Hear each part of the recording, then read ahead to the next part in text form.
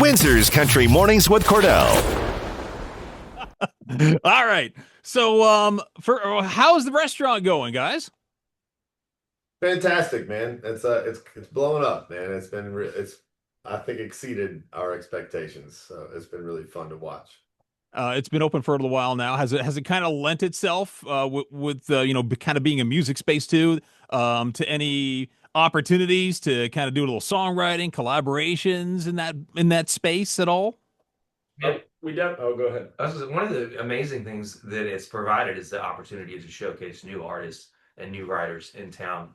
That neighborhood, Midtown, we have a lot of history with it, and and to kind of give back to that part of the city and give these other artists a chance has been great. You guys have this little run going here. Well, it's not a little run; it's a pretty big run of streaks when it comes to your record-breaking ACM and CMA streaks. In 20, 30 years, when everybody's going to look back on your legacy, on what Old Dominion has done, which has just been incredibly impressive, what do you want that legacy to be? What do you hope people will remember the band by? Gosh, I mean, I think I hope we have made an impression with our songwriting in some way, and maybe inspired some other artists to create music that they love. We certainly want to be, touch point in people's lives. Maybe we've created something that will last forever as a memory for people, or enhance their lives in some way. But it is a pretty crazy thing.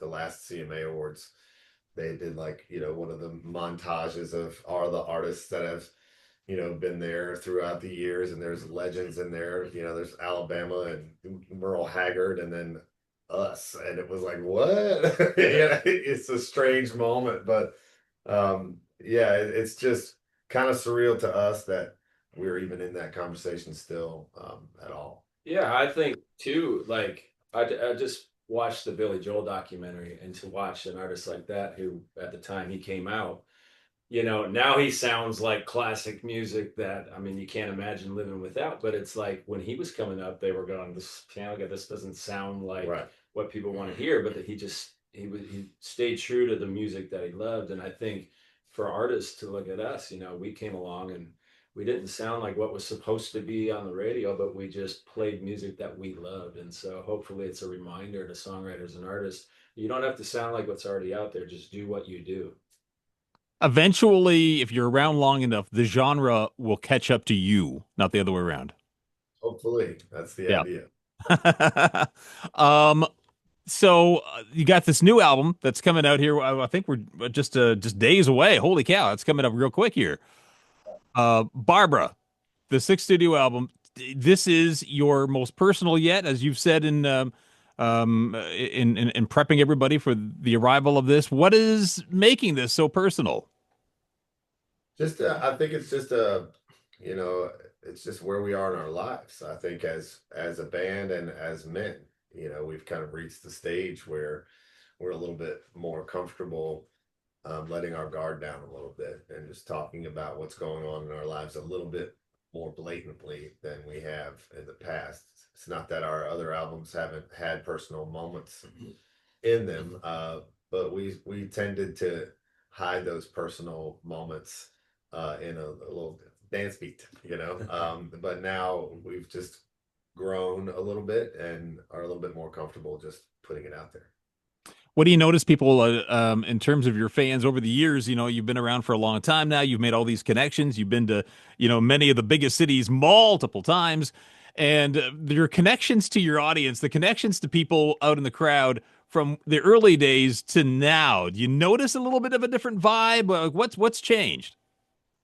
I mean, I think, we've had enough years and albums to really be able to see that people have made all of the music a real part of their lives. They dive into all the albums. People come with signs for requests, not just the hits, but everything. And I think that's the biggest thing is, when you start this journey, you're just trying to get a catchy song on the radio and hope to make a living. But after a while, you realize that all of these songs, whether they're happy or sad, have actually made their way into people's lives. Yeah, I don't If- think I heard when people first heard "Break Up with Them," they ever expected us to be what we are now. I think we had "Break Up with Them" hit, and there was a bunch of girls at the show. And then now it's families. It's there's kids and there's grandparents and everything in between, and it's a whole culture of just joy, and that's quite a difference than the first song. It's still my favorite though. Fair enough. Still love it. Still crank it up every time it comes on. So that's awesome. You're going to be doing this when you come to town. You're going to be back at Caesars Windsor. We're very excited to have you coming back anytime we get to see Old Dominion. Now, you've had such a rich history in Canada, playing festivals, fairs, casinos. Your most memorable Canadian experience, whatever that looks like, could be something wacky, could be something at a show. Yeah, Trevor mentioned earlier today, we were talking about the first time we played Boots and Hearts, and it was right as Break Up with Them was starting to gain some traction. And I think that for me was the most memorable moment in Canada, just watching the crowd light up and realizing that we had a really solid support and solid fan base in Canada. Yeah, that's the moment where we were like, our motto early on was it's never going to work anyway. So, you hope it does, but you never think it does. That was the first moment where I went, oh my gosh, this might actually work. There was also one moment where our bus started sliding backwards down a mountain in the heights.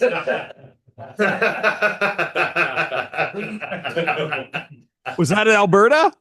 I don't even remember where that was, but I mountain pass. we were supposed to be going this way, but we were going this way. Welcome to Canadian winters, man. That is we just get used to that. That's just how we drive normally. We caught a couple great games too. We played in Edmonton, and we caught the Oilers Leafs game. That was pretty awesome too. Yeah. That is wicked. Well, listen, guys, thank you so much for taking some time out. Matt, I have talked to you. This is I think the 6th time that I've had the pleasure of chatting with you, always accommodating, and we really appreciate you taking the time to talk to Canadian radio. All the best, and we can't wait to see you when you come to town, guys. Appreciate you guys. Thank you. It's Windsor's Country Mornings with Cordell. Weekdays 5:30 to 10 on Windsor's Country.